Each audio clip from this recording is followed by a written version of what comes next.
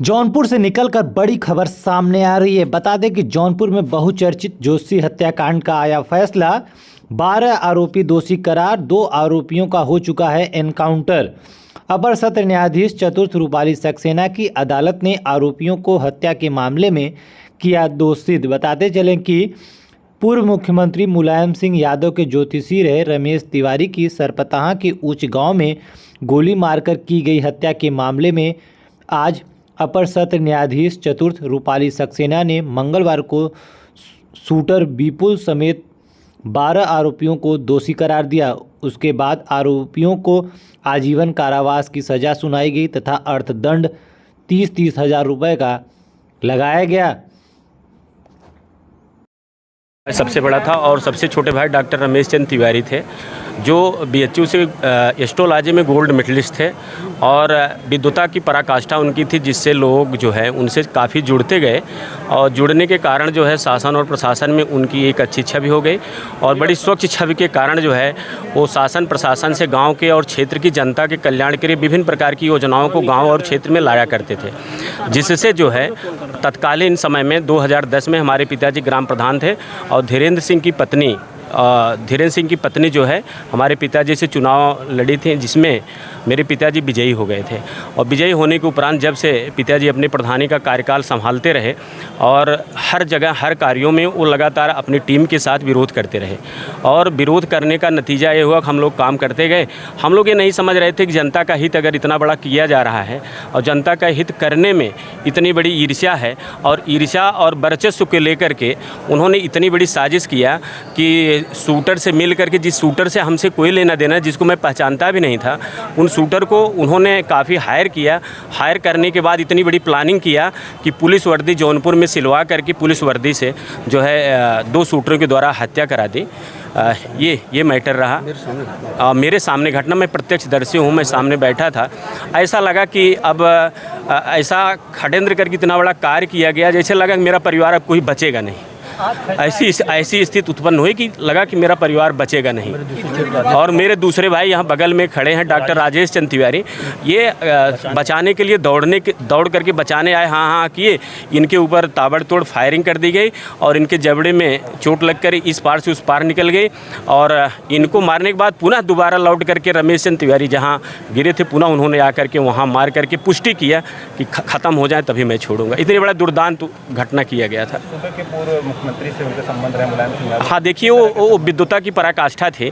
तत्कालीन समय में सपा की सरकार जरूर थी और वे जो मुख्यमंत्री थे और उनके परिवार थे, शासन प्रशासन से वो काफ़ी जुड़े हुए थे।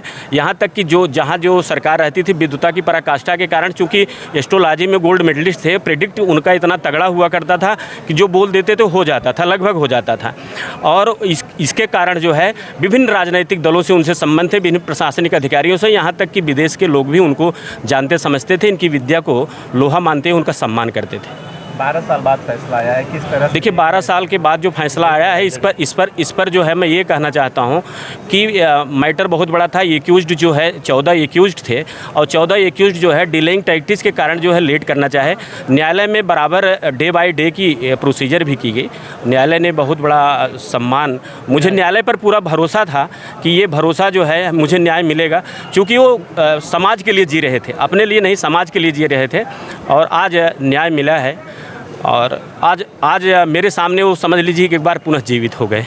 ट्रायल के दौरान किसी तरह की कुछ आपको परेशानियों का सामना करना पड़ा? ट्रायल के दौरान विभिन्न प्रकार की समस्याओं से गुजरते हुए थाना के द्वारा और माननीय कप्तान जो जनपद जौनपुर के तत्कालीन वर्तमान और डीएम साहब रहे हैं, सभी लोगों ने पूर्ण सहयोग किया और बीच बीच में बड़ी धमकियां भी रहीं कि अगर ऐसा होगा तो गवाहों को मार दिया जाएगा, पीट दिया जाएगा। लेकिन शासन और प्रशासन ने पूरा सहयोग करके इस ब्रूटल मर्डर का जो है उन्होंने पर्दाफाश करके न्याय दिलाया, जो पूरी समाज को, पूरी जनता को ये भरोसा था कि न्याय अवश्य मिलेगा। आज न्यायालय रूपी न्याय की देवी के द्वारा जो है हमें न्याय मिला है। कराने के लिए भी क्या किसी और का कोई दबाव है? ये हम कुछ नहीं जानते। क्या नाम है आपका? उमेश चंद्र, डॉक्टर उमेश चंद्र तिवारी।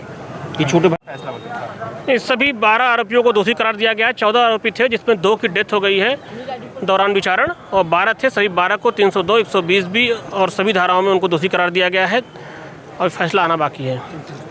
फैसले के लिए कोई डेट नियत नहीं है, अभी आर्गूमेंट हो गया, अभी कुछ समय में फैसला आ जाएगा। क्या प्रकरण था ये पूरा मामला जो है? ये रमेश तिवारी जी की हत्या हुई थी सरपथा में 2012 में 15 नवंबर को, और कुछ अज्ञात बदमाशों द्वारा उसमें हत्या हुई थी।